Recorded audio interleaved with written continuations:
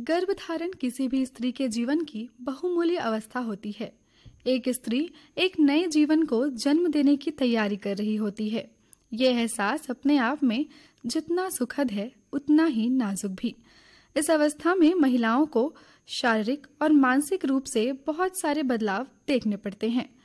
प्रसव के दौरान आने वाली जटिलताएं, इस विषय पर विस्तार से जानकारी देने के लिए हमने आमंत्रित किया है डॉक्टर रितु जैन जी को, जो कि वरिष्ठ स्त्री रोग विशेषज्ञ हैं।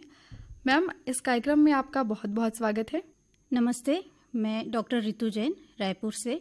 मैम, सबसे पहले तो हम आपसे जानना चाहेंगे कि प्रसव पूर्व कौन कौन सी जांच कराई जानी चाहिए। जी, प्रसव पूर्व के दो तरीके से मैं आपको बता सकती हूँ कि प्रेगनेंसी रुकने से पहले भी वैसे देखा जाए तो एक स्त्री को एक नॉर्मल चेकअप, जिसको कि हम प्री प्रेगनेंसी चेकअप कहते हैं, वो करवाना चाहिए।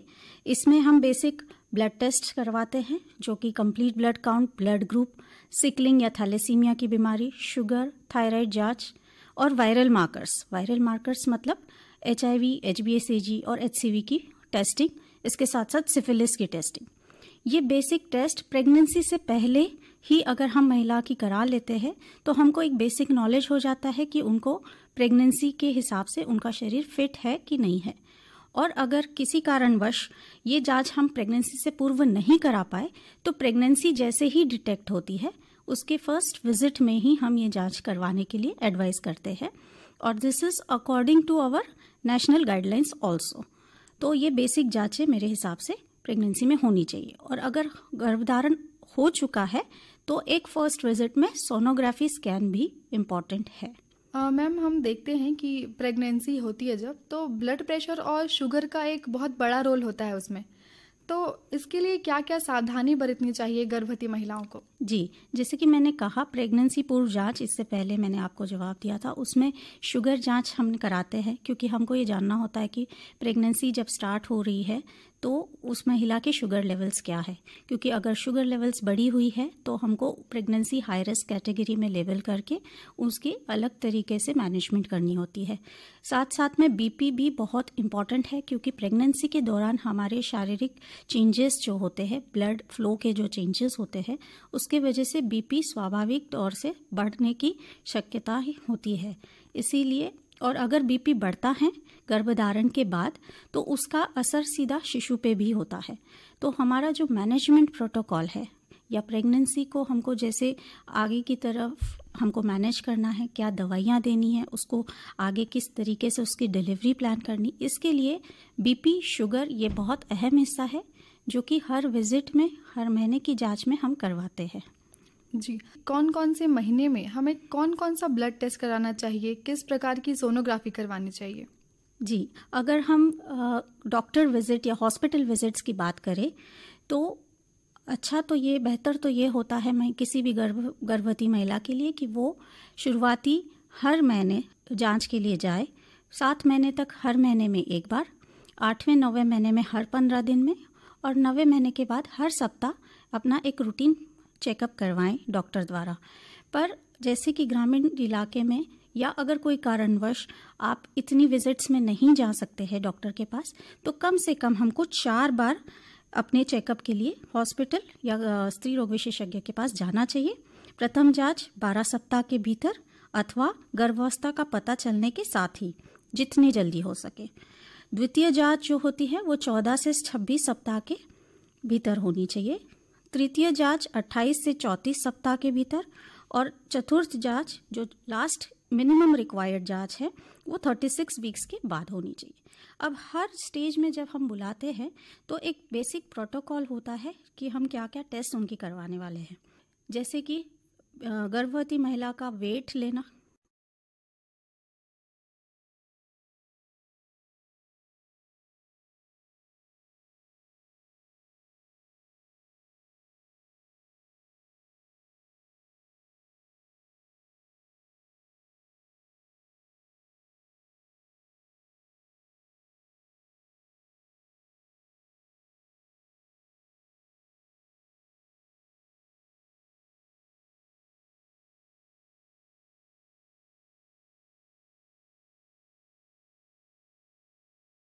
वजन करना, उनका BP नापना, उनको कोई तकलीफ हो तो वो पूछना, जैसे कि इसको डिटेल में देखा जाता है। तो ये बहुत इंपॉर्टेंट टेस्ट होता है जो कि हम 16 to 18 वीक्स के बीच में आइडियली कराते हैं। तो ये सेकेंड विजिट में हम कराते हैं।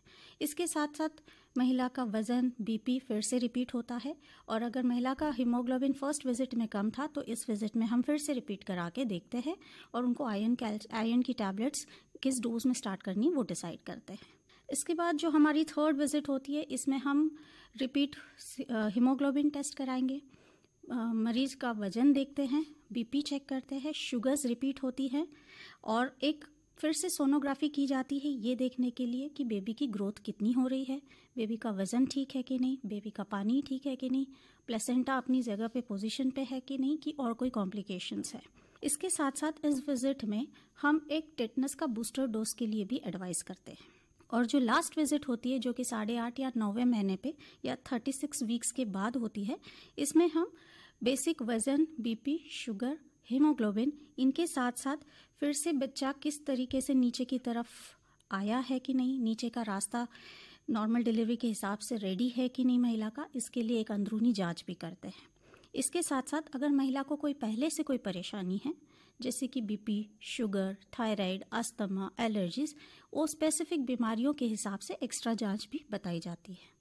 मैम, हम आपसे पूछना चाहेंगे कि प्रेगनेंसी के दौरान महिलाओं को कौन कौन से टीके लगवाए जाने चाहिए? जी, सबसे इम्पॉर्टेंट है अकॉर्डिंग टू WHO और अपने इंडियन जो गाइडलाइंस है, इम्यूनाइजेशन गाइडलाइंस, उसके अकॉर्डिंग देर आर 2 इम्पॉर्टेंट टीके हैं, एक कि टेटनस का टीका और एक होता है इन्फ्लुएंजा का टीका। तो टेटनस का टीका जो प्लेन TT इंजेक्शन के नाम से आता है, उसको हम कम से कम 2 टीके लगाने होते हैं 4 से 6 हफ्ते की गैप में। तो पहला टीका हम जनरली फर्स्ट विजिट में ही लगाने के लिए एडवाइस देते हैं, बिकॉज कई बार जैसे ग्रामीण इलाके में या कुछ महिलाएं जैसे काफ़ी इरेगुलर चेकअप्स में आती है तो उनको कम से कम फर्स्ट विजिट में 1 टीका लगा होना चाहिए, ये हमको बिल्कुल इंश्योर करना होता है। इसीलिए first visit first tetanus injection, and उसके 1 मंथ के बाद या 1.5 मंथ के बाद जब वो सेकेंड विजिट में आएगी तब उसको सेकेंड टेटनस लगता है। और थर्ड टीका जो कि हम बूस्टर टीका बोलते हैं वो अराउंड 28 to 32 वीक्स लगाते हैं। अब इसमें अभी जो रिसेंट गाइडलाइंस आए हैं इसमें प्लेन टेटनस इंजेक्शंस की जगह पे इंजेक्शन TD लगता है। T is for tetanus, D is for diphtheria. ये free of cost government scheme के तहत हर स्वास्थ्य केंद्र, हर मितानिन और हर आशा वर्कर के द्वारा लगाया जाता है। इसमें 2 बीमारियों के अगेंस्ट मदर और चाइल्ड को प्रोटेक्शन मिलता है। इसमें एक तीसरा वेरिएशन भी आता है, इंजेक्शन Tdap। इसमें इसका मतलब है टेटनस, डिप्थीरिया एंड पर्ट्यूसिस। तो ये 3 बीमारियों के अगेंस्ट कारगर है। अभी फिलहाल को ये गवर्नमेंट सप्लाई से फ्री ऑफ कॉस्ट नहीं मिल पा रहा है, 20 या 30 रुपए की कीमत में ये मिल जाता है आसानी से। तो अगर कोई सक्षम है तो ज़रूर TD की जगह पे Tdap उनको लगवाना चाहिए। अगर आप सेकेंड या थर्ड प्रेगनेंसी में हैं और आपका लास्ट डिलीवरी 3 इयर्स से अंदर हुआ है तो आपको खाली एक बूस्टर डोज 28 to 32 वीक्स के बीच में लगवाना है, जो कि प्रेफरेबली Tdap होना चाहिए। और अगर आप नहीं खरीद पाते हैं तो फिर जो गवर्नमेंट सप्लाई में TD इंजेक्शन है वो आपको ज़रूर लगाना है। इसके अलावा मैंने एक सेकेंड इंजेक्शन के बारे में आपसे बात की थी जो कि था निष्क्रिय फ्लू टीका।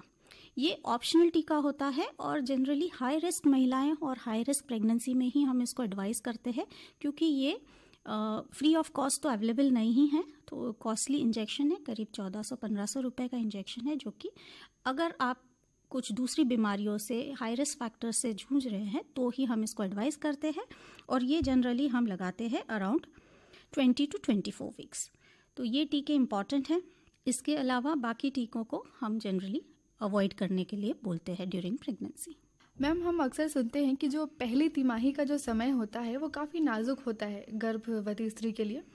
तो ऐसे में क्या परिवर्तन आते हैं, क्या समस्याएं आती हैं और इसका देखभाल कैसे करना चाहिए? जी, डेफिनेटली पहली तिमाही या फर्स्ट ट्राइमेस्टर मतलब कि 13 हफ्ते तक की जो प्रेगनेंसी है उसको हम बहुत ही नाजुक और इम्पॉर्टेंट मानते हैं। स्त्री के लिए भी, क्योंकि उसे नया ही पता चलता है कि वो प्रेग्नेंट है, और फॉर डॉक्टर्स ऑल्सो, क्योंकि हमको स्त्री को इवेल्युएट करना है कि उसके अंदर कोई हाई रिस्क फैक्टर्स या कोई पहले से बीमारी या नई कोई बीमारी तो नहीं है। ये सारी चीज़ें हमको इन्वेस्टिगेट करनी होती है। साथ साथ में इस अवधि के दौरान शरीर में बड़े परिवर्तन हो रहे होते हैं और परिवर्तनों को समायोजित करने के लिए समय की आवश्यकता होती है। इसीलिए हम एक डिटेल्ड विजिट, फर्स्ट विजिट चाहते हैं। गर्भावस्था के हार्मोन्स, अत्यधिक थकान, मतली, उल्टी, कोमल स्तन, बार बार पेशाब होना, ये सारे लक्षण महिलाओं को फेस करने होते हैं और ये काफ़ी चुनौतीपूर्ण समय होता है उनके लिए। तो उनको एक बेसिक एडवाइस मिले, बेसिक चेकअप हो, उनको क्या खाना है, किन चीज़ों से परहेज रखना है, काम किस हद तक कर सकते हैं, क्या काम अवॉइड करना है, ट्रैवलिंग करना है कि नहीं करना, इन सारी चीज़ों पे उनको बेसिक एडवाइस हम इसी विजिट में देने का प्रेफर करते हैं, ताकि वो खुद भी अपना ध्यान रख सके। और उनको जो अगर अति आवश्यक होगा, जैसे कि बहुत ज़्यादा उल्टी की वजह से वो खाना ही नहीं खा पा रही है, तो हमको उनको मेडिसिन देने की आवश्यकता होती है। मैम, प्रेगनेंसी के दौरान होने वाले स्कैन्स में कौन कौन से स्कैन शामिल हैं? जी, सोनोग्राफी ये एक बहुत ही इम्पॉर्टेंट टेस्ट है गर्भवती महिला के लिए और डॉक्टर्स के लिए भी इन्फॉर्मेशन, क्योंकि हमको इस स्कैन के द्वारा कम से कम गर्भवती महिला को 2 सोनोग्राफीज ज़रूरी हैं। पहली सोनोग्राफी हम कहते हैं कि 12 से 13 सप्ताह में होनी चाहिए, जिसको हम NT scan, that is nuchal translucency या ब्रेन स्कैन कहते हैं। इसमें बच्चे का brain development, spinal cord development, रीढ़ की हड्डी का डेवलपमेंट देखा जाता है और हमको इसमें से काफ़ी सारी चीज़ों का इंफॉर्मेशन मिलता है कि पेशेंट का, बेबी का डेवलपमेंट प्रॉपर हो रहा है कि नहीं, या वो विकसित अगर नहीं हो रहा है तो हमारे पास समय रहता है कि मरीज़ को हम बता सकें। ये एक इम्पॉर्टेंट स्कैन है। इसके साथ साथ एक टीफा स्कैन जो कि हमने डिस्कस किया था 18 to 20 वीक्स, जिसमें कि शिशु के अंदर की बाकी जो सिस्टम्स होती हैं, लिवर, किडनी, ब्रेन, हार्ट, इन चीज़ों का डेवलपमेंट हमको चेक करना होता है। तो कम से कम ये 2 इम्पॉर्टेंट स्कैन्स करने होते हैं। इसके अलावा 28 to 32 वीक्स के बीच में एक ग्रोथ स्कैन, जिसमें कि बेबी की growth, weight, placenta, amniotic fluid, ये चीज़ें देखी जाती है। और एक 36 to 39-40 वीक्स के बीच वाला डॉपलर स्कैन, जिसमें कि बेबी की पोजीशन, एमनियोटिक फ्लूइड के लेवल्स, प्लेसेंटा के साइड, ये चीज़ें चेक की जाती हैं। तो इसके अलावा अगर आपकी सिम्टम्स है या आपको कुछ हाई रिस्क फैक्टर्स है, तो इसके अलावा एक्स्ट्रा स्कैन्स आपके डॉक्टर्स आपको एडवाइस कर सकते हैं। मैम, गांव में जो रहने वाली महिलाएं हैं, उनको आशा कार्यकर्ताओं द्वारा या फिर आंगनबाड़ी केंद्रों से किस तरह से मदद मिल सकती है? जी बिल्कुल, आशा वर्कर्स और हमारी जो आंगनबाड़ी वर्कर्स हैं, ये घर घर जाके एक जच्चा बच्चा कार्ड बनवाती हैं। जैसे ही आपकी गर्भवती होने का पता चलता है, आपके पीरियड्स की डेट एंटर की जाती है, आपकी प्रेगनेंसी टेस्ट कंफर्म की जाती है और आपका नाम एक रजिस्ट्रेशन के तहत एक नंबर आपको दिया जाता है और पंजीयन किया जाता है। जैसे ही आप पंजीयन में आ जाते हैं, आपको आयरन, शुरुआती 3 महीने फॉलिक एसिड, उसके बाद आयरन, कैल्शियम और मल्टीविटामिन की टैबलेट्स सरकार द्वारा फ्री ऑफ कॉस्ट दी जाती है, जो कि आशा वर्कर्स, आशा दीदी आपको घर पे ला के देंगी। इसके अलावा वो आपको टेटनस इंजेक्शंस टाइम पे लगाएंगी, जो 2 डोजेस मैंने अभी डिस्कस किए। फर्स्ट विजिट में जैसी प्रेगनेंसी का पता चलता है फर्स्ट डोज, और उसके 6 हफ्ते बाद सेकेंड डोज। इसके अलावा आशा वर्कर्स, अगर आपके कोई कॉम्प्लिकेशंस हैं या आपकी बेसिक ब्लड टेस्ट नहीं हुई हैं, तो वो आशा दीदी आपको नज़दीकी स्वास्थ्य केंद्र ले जाके PHC या CHC में जाके आपके बेसिक ब्लड टेस्ट करवाएंगी और आपके बेसिक एक सोनोग्राफी जो ज़रूरी होती है, जिसको हम डेटिंग स्कैन कहते हैं, फर्स्ट विजिट स्कैन, वो भी आपको करवाएंगी। तो ये सारी सुविधाएं आपको आशा दीदी के थ्रू सरकारी hospital, PHC, CHC, district hospital, medical college hospital, सब जगह फ्री ऑफ कॉस्ट अवेलेबल होती है, जिसका कि बिल्कुल संपूर्ण इस्तेमाल और उपयोग हर महिला को करना चाहिए। और सरकारी जो रजिस्ट्रेशन है, इसमें अपना नाम एंटर करना चाहिए, ताकि आपको ये सारी सुविधाएं उपलब्ध हो। मैम, पहले के समय में हम देखते थे कि जो डिलीवरी है महिलाओं की, वो नॉर्मल डिलीवरी होती थी। आज अब समय आगे बढ़ गया है, तो फिर हम देख रहे हैं कि बहुत सारी जो महिलाएं हैं, उनको डिलीवरी में बहुत तकलीफ आती है, परेशानी आती है, और फिर डॉक्टर अंत में उनको सर्जरी की सलाह देते हैं। तो क्या चेंजेस आए हैं और इसका क्या कारण है कि आज सर्जरी की जो नंबर है वो इतनी बढ़ गई है? जी, इसके मैं 2-3 रीज़न्स देना चाहूँगी। सबसे पहले के ज़माने में शादियाँ 20 से 25 साल के बीच और डिलीवरीज़ 20 से 25 साल के बीच होती थी, जब अपना शरीर स्वस्थ होता है और आप टोटली फिट होते हो। आजकल हम देखते हैं कि शादियाँ लेट होती हैं, बच्चे और लेट होते हैं। तो जैसे जैसे हमारी एज 30 या 30+ होने लगती है, तो हमारे बॉडी की फिटनेस लेवल कम होती है। बीपी, शुगर, अस्थमा, थायराइड ऐसी बीमारियाँ हमें ऑलरेडी प्रेगनेंसी से पहले ही हो गई होती है। तो हमें ऑलरेडी एक नॉट सो फिट बॉडी के साथ एक प्रेगनेंसी स्टार्ट करनी होती है। इसीलिए प्रेगनेंसी में भी कॉम्प्लिकेशंस डेवलप होते हैं। That is one reason. दूसरा, मैं ये जो हमारी प्रैक्टिस में हमने देखा है कि because of late marriages and unhealthy lifestyle, जो हम बाहर खाना या फैटी चीज़ें, ऑयली चीज़ें या फ्राइड चीज़ें खाते, इसके वजह से जो हमारा आजकल एक वेट या BMI जो हम बोलते हैं वो बहुत ज़्यादा होता है आजकल की महिलाओं में। तो एक ओबेसिटी या मोटापे के बेसिस पे एक प्रेगनेंसी स्टार्ट होती है। तो अपने आप में ही आपका शरीर पहले से ही ओबेज है, मोटापे से ग्रसित है, उसके ऊपर एक और प्रेगनेंसी ऐड होगी तो सीधी सी बात है, कॉम्प्लिकेशंस और बढ़ेंगे। तो एक वेस्टर्न लाइफस्टाइल है जिसकी जो एक कारण है मेन। दूसरा, लेट मैरिजेस है। तीसरा, मैं ये कहूँगी एक तरीके से पहले के ज़माने में काफ़ी सारी चीज़ें डिटेक्ट ही नहीं होती थी। आप गर्भवती हुए, प्रेगनेंसी हुई, डिलीवरी हुई, कई सारी महिलाएं हैं जो घर में डिलीवरी कराती थी, ब्लीडिंग होते रहती थी, एनीमिया से ग्रसित रहती थी, कभी कभी घर में ही उनकी मौत भी हो जाती थी। बट आजकल हम फर्स्ट विजिट, जैसे ही प्रेगनेंसी डिटेक्ट होती है हम उनका बेसिक चेकअप कराते हैं, तो बीमारियां जल्दी पकड़ में आ रही हैं। जल्दी पकड़ में आने से हम उसका इलाज कर पा रहे हैं। तो ये भी एक रीज़न है कि we are detecting more diseases, so we have more treatment protocols now. और ये सब का अगर एक आप पॉजिटिव एस्पेक्ट देखेंगे तो हमारा जो मैटरनल मोर्टेलिटी रेट है वो डेफिनेटली बहुत बहुत इम्प्रूव हुआ है। और अगर हम नेशनल एवरेज की बात करें तो नेशनल एवरेज से भी बहुत अच्छा छत्तीसगढ़ का मैटरनल मोर्टेलिटी रेट है। तो कहीं ना कहीं इम्प्रूवमेंट तो आई है।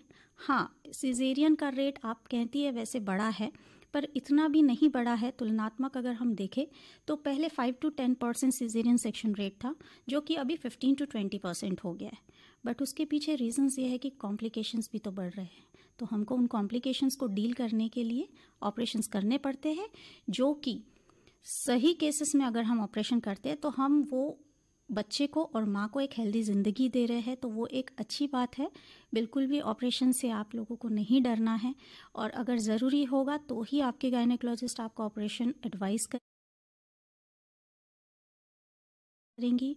और ये ऑपरेशंस भी सारे सरकारी अस्पताल, डिस्ट्रिक्ट हॉस्पिटल्स, मेडिकल कॉलेजेस में फ्री ऑफ कॉस्ट होते हैं। तो हम ये सारा जो प्रयास कर रहे हैं ये सब एक स्वस्थ माँ और एक स्वस्थ बच्चे के लिए कर रहे हैं। मैम, हम आपसे पूछना चाहेंगे कि प्रेगनेंसी के दौरान महिलाओं में बीपी या शुगर को कैसे सावधानी बरती जा सकती है, कैसे उसको कंट्रोल में रखा जा सकता है? जी, जो मैंने नॉर्मल प्रैक्टिस में देखा है, बीपी और शुगर ये 2 प्रॉब्लम्स आजकल की गर्भवती महिलाओं में ज़्यादा पाए जाने लगे हैं। तो सिंपल से अपने लाइफस्टाइल चेंजेस से और खान पान से हम इन चीज़ों को कंट्रोल कर सकते हैं। जैसे कि बीपी, अगर आपको पहले से ही बीपी है तो बीपी की दवाइयाँ समय पे ले, बीपी कंट्रोल में रहे, उसके बाद आपके डॉक्टर से पहले कंसल्ट करें, फिर प्रेगनेंसी प्लान करें। और अगर प्रेगनेंसी के दौरान बीपी आपको डिटेक्ट हो रहा है तो प्रॉपर बीपी मॉनिटरिंग, जैसे आपके डॉक्टर्स आपको सलाह देंगे, बीपी मॉनिटरिंग के बाद वो आपको कुछ स्पेसिफिक दवाइयाँ बीपी कम करने की स्टार्ट करते हैं, उसको आपको लेना है। एस्पिरिन की गोली वो स्टार्ट करेंगे आपकी बेबी की ग्रोथ और ब्लड फ्लो के लिए, उसको आपको चालू रखना है। हाई डोज कैल्शियम, मतलब कैल्शियम की 2 टैबलेट सुबह शाम के लिए देंगे, वो लेना है। शुगर के बारे में, अगर प्रेगनेंसी से पहले शुगर है तो पहले उस शुगर को कंट्रोल में लाइए, दवाइयों से, मेडिसिन से, इंसुलिन से। आपके डायबिटीज़ कंसल्टेंट से पूछ के आप पहले अपनी शुगर्स को कंट्रोल में लाइए, उसके बाद प्रेगनेंसी प्लान करिए। और जब प्रेगनेंसी की प्लान हो जाती है, प्रेगनेंसी कंसीव हो जाती, उसके बाद दवाइयाँ और चेंज होती हैं। तो लगातार आप अपने गायनेकोलॉजिस्ट और डायबिटीज़ के डॉक्टर के संपर्क में रहें और शुगर को हमेशा कंट्रोल में रखें। इसके 2 कारण हैं, क्योंकि अगर शुगर्स एबनॉर्मल रहेंगे तो आपकी प्रेगनेंसी में आपसे रिलेटेड भी कॉम्प्लिकेशंस बढ़ेंगे और सेकंड बेबी से रिलेटेड कॉम्प्लिकेशंस भी बढ़ेंगे। बच्चे में विकलांगता या बच्चे में कॉन्जेनिटल एनोमलीज का इंसिडेंस बढ़ेगा, तो वो भी एक हमारे लिए चैलेंज होता है मैनेज करना। सेकंड सिचुएशन होती है कि आप प्रेगनेंसी के दौरान आपके शुगर्स रेज होकर आपको डायबिटीज़ डिटेक्ट हो रहा है। इस दौरान भी हमको कंटिन्यूसली चेकअप में रहना है, इसीलिए आपको मंथली विजिट्स में बुलाया जाता है। और एक टेस्ट होती है जिसको कि हम डिप्सी टेस्ट बोलते हैं, जिसमें आपको 75 ग्राम ग्लूकोज का पानी पिलाया जाता है और 2 घंटे बाद आपकी ब्लड टेस्ट में शुगर की मात्रा देखी जाती है। इस टेस्ट से हम ये डिटेक्ट करते हैं कि आपको इस प्रेगनेंसी के दौरान डायबिटीज़ होने वाला है कि नहीं। ये टेस्ट आपको ज़रूर या तो पहली विजिट में या 12-13 वीक्स की जो विजिट है उस विजिट में ज़रूर कराना है, जिससे कि हम बहुत जल्दी ही अगर डायबिटीज़ होने वाला है इसको डिटेक्ट करें और आपका प्रोटेक्शन कर सके उसके अगेंस्ट। मैम, ऐसी कोई बात या कोई सलाह जो इस चर्चा के दौरान छूट गई हो और आप बताना चाहें तो प्लीज़ आप बताइए। मैं सबसे पहले ये कहना चाहूँगी कि जैसे ही आपको पता चलता है कि आप गर्भवती हैं, डॉक्टर के पास जाए, उनसे प्रॉपर एक चेकअप कराएं, नियमित रूप से दिखाते रहें और साथ साथ में रूटीन चेकअप जैसे मैंने समझाया उसको कंटिन्यू रखें। हेल्दी चीज़ें खाएं, फल, हरी सब्जियां, अंकुरित दालें, दूध, दही, अंडा, मछली, ये चीज़ें लें। कम से कम 15 से 16 ग्लास पानी पिए। दिन में 1 से 2 घंटा और रात को 6 से 7 घंटा आराम करें। Iron, calcium, multivitamins, folic acid की टैबलेट्स रेगुलर ले। टेटनस इंजेक्शंस के 2 डोजेस प्लस 1 बूस्टर डोज को बिल्कुल ना भूलें। और सबसे मेन, व्यायाम रोज करें। सिंपल वॉकिंग एक्सरसाइज, सिंपल योगासन, तितली आसन, कैट पोज, मत्स्यासन, योग निद्रा, ये योगासन जो सिंपल, इसके वजह से हमें जो नॉर्मल डिलीवरी की हमारी जो प्रयास रहते हैं उसमें बहुत मदद मिलती है। और दूसरा, मैं क्या नहीं करना चाहिए इस पे ज़्यादा एक डिस्कस करना चाह रही हूँ कि बिना डॉक्टर की सलाह के दवाइयाँ ना ले, टाइट कपड़े या ऊंची एड़ी के सैंडल्स ना पहने, शुरू के 3 महीने और आखिरी के 2 महीने हो सके तो रेल, प्लेन या बस से यात्रा ना करें। ज़्यादा तेल, तला, मिर्च, मसालेदार वाला खाना, पैक्ड फूड, आइसक्रीम्स, अनपास्चराइज दूध, चाइनीज़ आइटम, बाहर का खाना अवॉइड करें। बहुत ज़्यादा भी आराम नहीं करना है, आपको एक्टिव रहना है, चलते फिरते रहना है। त्वचा रोग संक्रमण वालों से, कोरोना, ट्यूबरक्लोसिस, कंजंक्टिवाइटिस से ग्रसित लोगों से दूर रहें। शराब, तंबाकू, गुड़ाकू, धूम्रपान से दूर रहें। पालतू जानवरों से भी दूर रहें। इसके अलावा मैं और कुछ डेंजर सिग्नल्स आपको बताना चाहूँगी कि ये डेंजर सिग्नल्स हैं, चेतावनी सिग्नल्स है, जो कि अगर आपको दिख रहे हैं तो आपको गर्भवती महिला को तुरंत हॉस्पिटल अपने गायनेकोलॉजिस्ट के पास चेकअप के लिए ले जाना है। सबसे पहले है पैर में सूजन आना, सिर दर्द होना, पेशाब में कम या ज़्यादा होना या जलन होना, सफ़ेद पानी, गुप्तांग में खुजली, सांस फूलना, थकान लगना, लगातार खांसी आना, धुंधला दिखाई देना, शिशु की हलचल कम या ज़्यादा फील होना, बुखार आना, खून या पेशाब जैसा पानी नीचे के रास्ते से जाना, या किसी भी तरीके का पेट में या कोथे में दर्द होना। ये एक कुछ सिग्नल्स हैं जो कि मैं सब माताओं को, गर्भवती माताओं को बताना चाहूँगी कि इनमें से आपको कुछ भी महसूस होता है तो आप तुरंत नज़दीकी स्वास्थ्य केंद्र या अपने गायनेकोलॉजिस्ट के पास चेकअप के लिए जाएं। एक एक्स्ट्रा चेकअप से कोई नुकसान नहीं होगा, पर ये डेंजर सिग्नल्स अगर मिस होते हैं तो वो शिशु के लिए और आपके लिए भी खतरनाक साबित हो सकते हैं। डॉक्टर रितु जैन मैम, आज आपने प्रसव के दौरान आने वाली जटिलताओं और समाधान के विषय में हमें विस्तार से जानकारी दी। इसके लिए आपको बहुत बहुत धन्यवाद। Thank you so much. इसी के साथ डॉक्टर की सलाह का ये अंक आज यहीं समाप्त होता है।